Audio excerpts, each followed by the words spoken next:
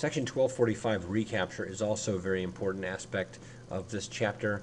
Essentially, I mentioned before in the last video that there were two ways that Section 1231 gains could produce ordinary income treatment instead of the general rule of capital gain treatment.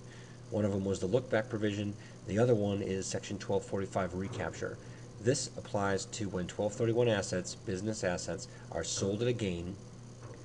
Okay, when business assets are sold at a gain, that's the main thing. It only applies when business assets are sold at a gain. So when this happens, and let's presume there's no 1231 losses in the previous 5 years, so that look-back provision wouldn't apply. So we're still sitting at capital gain treatment for the sale of these assets.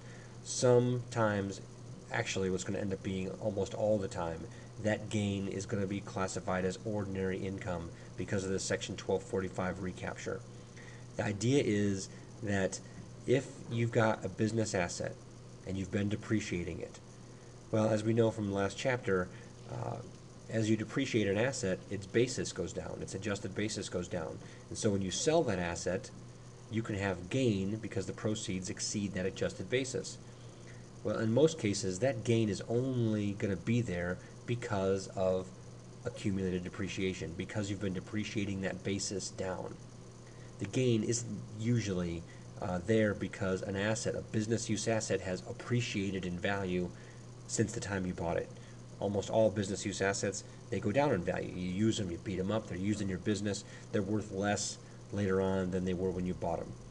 So almost always business assets depreciate in value. So in order to get capital gain treatment, the government is saying that if you sell this business use asset, this 1231 asset at a gain, in order to get capital gain treatment, the asset has to actually have appreciated in value above what you paid for it. That's more commensurate with the idea of capital gains. Think of when you buy stocks. You know, you have capital gains if the value of the stock went up since you bought it.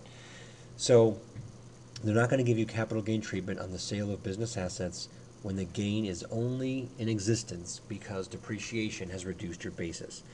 I hope this kind of makes sense a little bit from what I've said. There are examples that talk about this.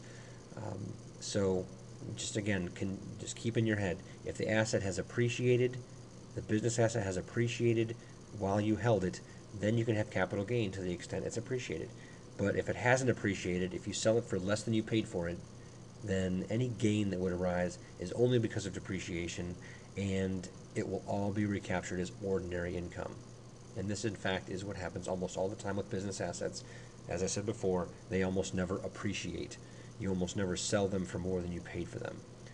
So look through these examples. They're very important. There's a concept summary here for the netting process of 1231. You can see where the look-back provision comes into play, and then where 1245 recapture comes into play. And there's more stuff in this learning objective that we're not going to pay attention to, like